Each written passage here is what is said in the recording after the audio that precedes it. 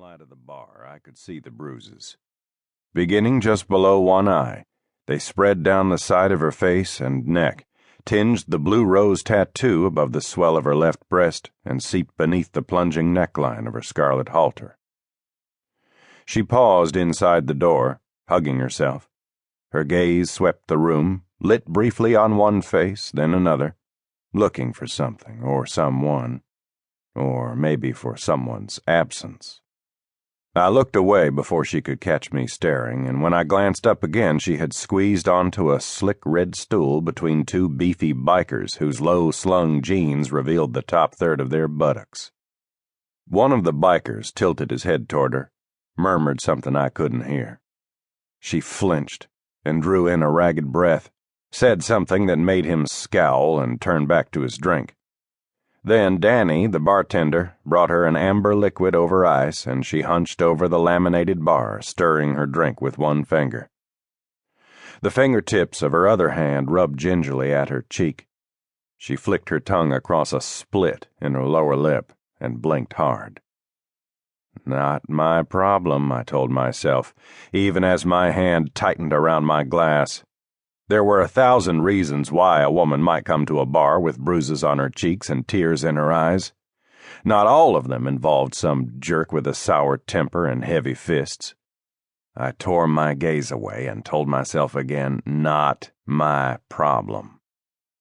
It was a sweltering June night, and I was sweating my cojones off at a corner table of the First Edition Bar and Grill, and trying to forget that Maria, my wife of 13 years, was spending her first anniversary with a man who wasn't me. We'd married young, 2 weeks after my 21st birthday, and while my mind understood what had gone wrong, the rest of me still felt like someone had thrown a bag over my head and scraped me raw with a cheese grater. She'd waited a decent year before remarrying, but it wasn't long enough to keep my heart from aching like a broken tooth whenever I imagined D.W.'s hands on her, his mouth against hers. A quavering voice interrupted my darkening fantasies. "Hey, cowboy, buy a girl a beer?" I looked up to see the woman in the scarlet halter top, and the first thing I thought was cowboy. Maria called me that. The second thing I thought was, why the hell not? Sure. I gestured to the empty seat across from me, and she squeezed past a lanky man in leather and slid into the chair. What's your brand? Bud Light. She gave me a watery smile and patted her stomach, which was flat as a whippet's. Gotta watch the weight. I edged through the crowd to the L-shaped bar and ordered the Bud and another Jack and Coke from Danny. She pushed a stray curl behind one ear and slid 2 glasses toward me with a nod toward the table I'd just left. Looking to get lucky? I don't know. She seems a little fragile. Afraid she'll glom on? Plenty to be afraid of before it gets to that. The boyfriend's out of the picture if that matters, or so she says. So she says. Seemed to me like she could use a little comfort. Maybe, but why me?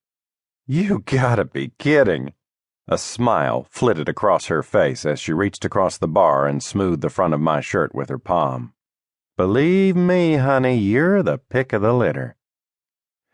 I gave her a goofy grin, stammered a thanks, and stuffed a couple of dollars into the beer mug she'd set out for tips.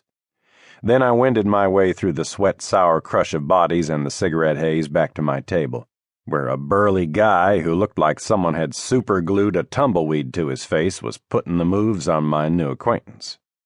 He was about 5'10" to my 6 feet, built like a barrel and reeking of cigar smoke. When he saw me, he rocked back on his heels and glared at me through slitted eyes, maybe gauging if he could take me. I was pretty sure he couldn't. The muscles in my shoulders tensed, and we stared each other down for a long moment. Then he dropped his gaze, adjusted his crotch with one massive hand, and mumbled to my table-mate, "Aw, he ain't man enough for you." He ambled toward the pool table, throwing a gap-toothed, tobacco-tinged grin back over his shoulder.